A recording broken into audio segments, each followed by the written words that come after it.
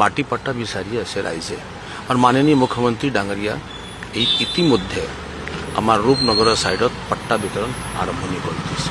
অসমীয়া অসমীয়া এই কথাটো একচুৱেলি শুনাৰ পিছত অলপ কেতিয়াবা লাগিছে কি সেইখন এটা কি ধৰণে কথাটো ওলাইছে। মই এইটো বাধ্য হৈ গৈছো কি এইবিলাক কথা উত্থাপিত কৰা মানে এটা মানসিক দিৱালিয়াপন, মেণ্টেল বেংক্ৰাপচি, মনোমৰত আঘাত দিয়ে। তেখেতৰ প্ৰতি মোৰ শুভ ভাৱনা শুভকামনা।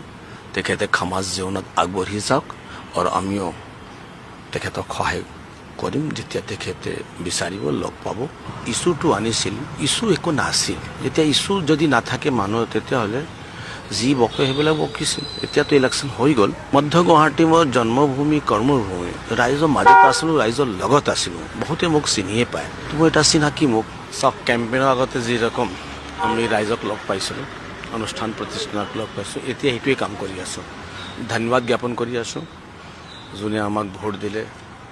বিশেষ ধন্যবাদ দি আছোঁ যোনে আমাক ভোট দিয়া নাই, তেখেতক আমি ধন্যবাদ জ্ঞাপন কৰিবৰ কাৰণে গৈ আছোঁ, লগ পাই আছোঁ। আজি ইয়াত আহি ছেক্ৰেটাৰী, এডিশ্যনেল ছেক্ৰেটাৰীক লগ পালোঁ। ইয়াৰ পিছত যেতিয়া শপত গ্ৰহণ হ'ব তাৰপিছত আপোনাৰ লগত কথা পাতিম, ৰাইজৰ সেৱা কৰিবৰ কাৰণে নিজক প্ৰস্তুত কৰিম। এছেম্বলি চৌৰত আবাক বিচাৰিব নেকি আপুনি? এছেম্বলি চৌৰতে বিধায়ক আবাক চিন্তা কৰি আছোঁ। এতিয়ালৈকে এপ্লিকেশ্যনটো দিয়া নাই। নিশ্চয় চাওক, জনপ্ৰতিনিধি দায়িত্ব ৰাইজৰ অভাৱ অভিযোগ শুনা, তাৰপিছত যি সমস্যা কিয় নাথাকে এই সমস্যাটোক সমাধান কৰিব।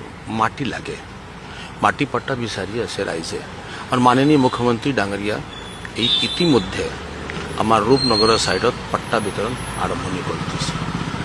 নিশ্চিতভাৱে আমি চেষ্টা কৰিম কি আমি যিমান দিব পাৰোঁ চৰকাৰৰ সন্মুখত বিধানসভা মজিয়াত এই প্ৰশ্নটো মই উত্থাপিত কৰিম। মানে সেই বিষয়ত আপুনি এছেম্বলিত উপস্থাপন কৰিব আৰু পট্টা দিয়াৰ কাৰণে চেষ্টা কৰিব? নিশ্চিতভাৱে কৰিবই লাগিব। এইটো মূলভূত এটা সমস্যা আছে। মানুহে মাটি প্ৰথমে বিচাৰে, মাটিৰ লগত মানুহৰ এটা সম্বন্ধ থাকে। মাটিবিহীন কোনো থাকিব নিবিচাৰে, মাটি দিলে ভাল। আৰু আমাৰ চৰকাৰ এটা সংবেদনশীল চৰকাৰ, আপোনাবিলাক জানে, দলো আমাৰ সংবেদনশীল দল আৰু আমি সেই কামৰ কাৰণে আগবাঢ়িবই লাগিব আৰু নিজক মই প্ৰস্তুত কৰিছোঁ। এটা গুৰুত্বপূৰ্ণ প্ৰশ্ন, নিৰ্বাচনৰ পূৰ্বে দেখা গ'ল অসমীয়া অনা অসমীয়া এটা বিষয় চলিছিল, আপোনাক অনা অসমীয়া বুলি বহুতে ক'ব খুজিছিল, সেইধৰণে নিৰ্বাচনী প্ৰচাৰ চলাইছিল। কিন্তু দেখা গ'ল সৰ্বশেষত আপুনি সকলো মানুহৰে সমৰ্থন পাইছিল। সেই বিষয়টোক লৈ এতিয়া আপোনাৰ মনত কেনেকুৱা ধৰণৰ চিন্তা আছে? চাওক, সেই সময়ত কেম্পেইন যেতিয়া আমাৰ বিৰোধী দলে যেতিয়া এইটো ইছ্যুটো আনিছিল, ইছ্যু একো নাছিল। এতিয়া ইছ্যু যদি নাথাকে মানুহ তেতিয়াহ'লে যি বকে সেইবিলাক বকিছিল। এতিয়াতো ইলেকশ্যন হৈ গ'ল। কিন্তু চাওক, আপুনি মোৰ 40 বছৰৰ এটা সমাজ জীৱন আছে। 35 বছৰত এটা পৃথিৱীত সৰ্বশ্ৰেষ্ঠ দল, শক্তিশালী দলৰ মই 35 বছৰৰ কৰ্মকৰ্তা হৈ কাম কৰিছোঁ আৰু অসমৰ মাতৃভূমিৰ কাৰণেই কাম কৰিছোঁ। মধ্য গুৱাহাটী মোৰ জন্মভূমি কৰ্মভূমি, ৰাইজৰ মাজত আছিলোঁ, ৰাইজৰ লগত আছিলোঁ। বহুতে মোক চিনিয়ে পায়। মই এটা চিনাকি মোক। এতিয়া যদি কোনোবা কয় অসমীয়া অসমীয়া এই কথাটো একচুৱেলি শুনাৰ পিছত অলপ কেতিয়াবা লাগিছে কি সেইখন এটা কি ধৰণে কথাটো ওলাইছে। মই এইটো বাধ্য হৈ গৈছোঁ কি এইবিলাক কথা উত্থাপিত কৰা মানে এটা মানসিক দিৱালিয়াপন, মেণ্টেল বেংক্ৰাপচি, মনোমৰত আঘাত দিয়ে। কিয়কি জন্ম কৰ্মভূমি, 35 বছৰ ৰাজনীতি জীৱন, সমাজ জীৱন 40 বছৰ, মানুহ আমাক চিনি পায়। মিডিয়াত মানে কোনটো মিডিয়াত আমি ডিবেট কৰা নাই। যেতিয়া ভাৰতীয় জনতা পাৰ্টিত ডিবেট কৰা মানুহ নাছিল সেই সময়ৰ পৰা মিডিয়াত প্ৰেজেঞ্চ আছিল, ভিজিবিলিটি আছিল।